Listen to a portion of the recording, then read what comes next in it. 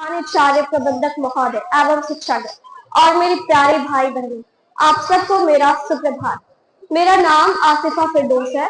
मैं कक्षा 7वीं अ की छात्र हूँ और आज मैं यहाँ खड़ी हूँ क्योंकि मुझे अपने भारत देश के लिए कुछ कहना है। महोदय, जैसा कि आप सब जानते हैं कि हम उस देश के नागरिक हैं जो कभी अंग्रेजों के शासन में हुआ करता था।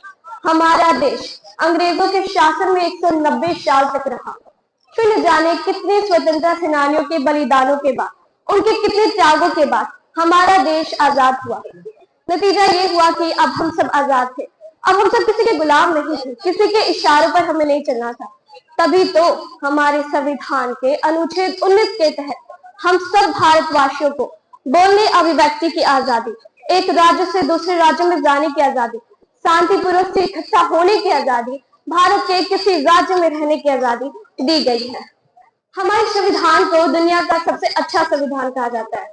वो इसलिए क्योंकि हमारे देश का राष्ट्रपति, उपराष्ट्रपति, प्रधानमंत्री ही क्यों न हो, या हमारे देश का किसी मामूली से गली का कोई मामूली सा नौकरी क्यों न हो, सबके लिए एक जैसा कानून, एक जैसा ट्रीटमेंट हमारे संविधान में है।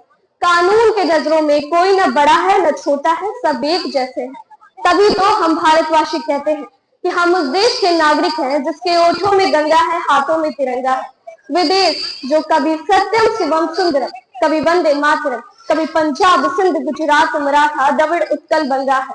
ये वही देश है जो हर ठुकराए हुए की सलिल स्थली बन जाता है और दूर सात समुद्र दूर बसे परदेशों को भी अपना ब्रदर एंड सिस्टर कहकर बुलाता है। यही प्रेम के पूज्य भूमि भारतवर्ष कहलाता है।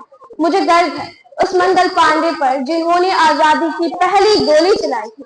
मुझे गर्व है उस शहीद आजम भगत सिंह पर जिन्होंने मात्र 23 साल की उम्र में फांसी के फंदे को चूम कर फांसी पर चढ़ गए थे।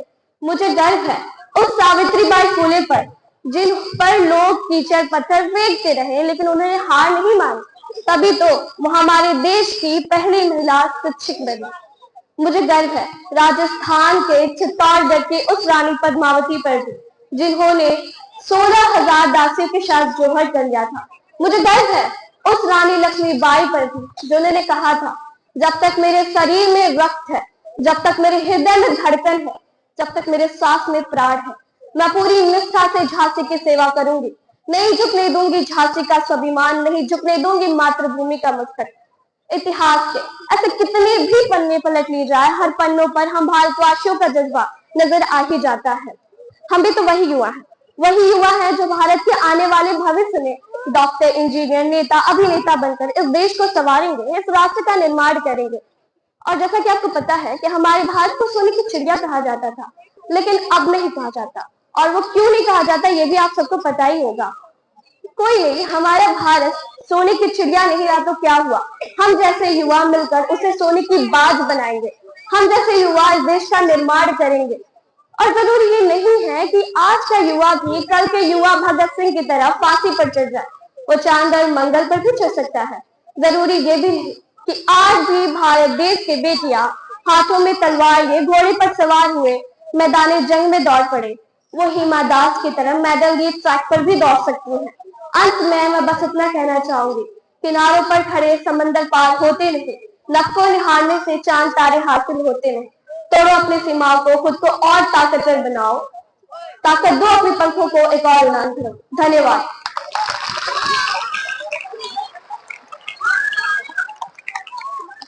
Thank you.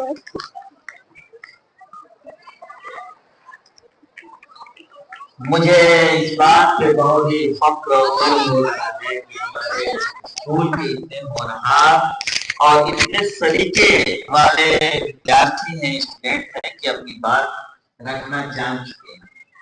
ये सीख चुके हैं कि बातों को कैसे रखना चाहिए और उन बातों में कैसी लहर होनी चाहिए या कितना उतार और कितना चढ़ाव होना चाहिए, ये हमारे बच्चे जान चुके हैं। और कुछ बच्चे ऐसे भी हैं जो लगातार कोशिश कर रहे हैं, वो आने वाले दिनों बहुत ही अच्छा परफॉर्मेंस करेंगे, ऐसी हम सबकी आशा है, उम्मीद है कि करें।